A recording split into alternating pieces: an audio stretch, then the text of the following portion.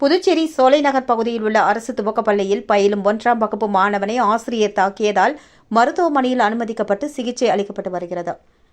புதுச்சேரி சோலைநகர் பகுதியில் உள்ள அரசு துவக்கப்பள்ளியில் 1ஆம் வகுப்பு பயிலும் மாணவன் கிருஷ்ணசாய் என்ற மாணவன் தன்னோடு 1ஆம் வகுப்பில் படிக்கும் மாணவன் தடுக்கி விழுந்ததாகவும் அவன் விழுந்ததற்கு காரணம் தான் என்று கூறி ஆசிரியை கீதா என்பவர் கடுமையாக தாக்கியதன் விளைவாக இரத்தக்கட்டு ஏற்பட்டு மாணவன் அரசு பொது மருத்துவமனையில் அனுமதிக்கப்பட்டுள்ளார்.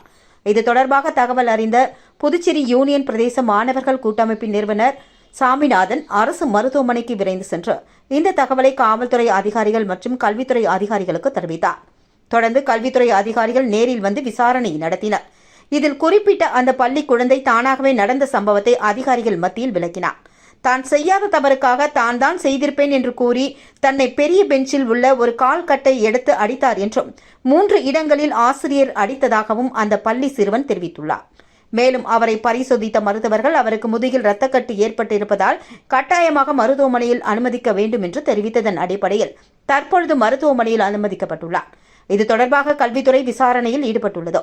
மேலும் இது தொடர்பாக கேட்க சென்ற பெற்றோர் மத்தியில் அப்பள்ளியின் தலைமை ஆசிரியர் தரக்குறைவாக பேசியதோடு மாணவர்களுக்கு டிசி வழங்கிவிடுவேன் என மிரட்டி அச்சுறுத்தலும் விளைவித்துள்ளார். அந்த ஆசிரியரும் தலைமை ஆசிரியரும் அதே பகுதியை சேர்ந்த நபர்கள் என்ற காரணத்தினால் இதுபோன்ற நிகழ்வுகள் தொடர்ச்சியாக பல மாணவர்களுக்கு நடப்பதாக பெற்றோர்கள் குற்றம் சாட்டியுள்ளனர்.